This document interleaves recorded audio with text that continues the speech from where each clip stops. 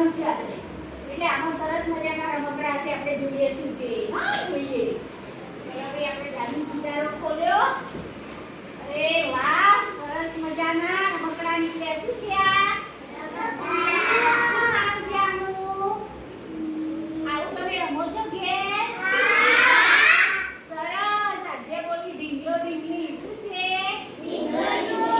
રમો છો ને તમે? અમે નાના હતા ને એટલે ઢીંગલો ઢીંગલી બનાવીને રમતા હતા. તો ભાઈ આ ઢીંગલો ઢીંગલી રમત રમો છો ને ઘેર? આ એ રમકડા છે. ચલો હવે આપણે બીજું જોઈએ. શું નીકળે છે? જો સરસ મજાનો આ બોલથી આપણે બીજી રમતો રમવાની છે. હવે જોઈએ શું નીકળે છે.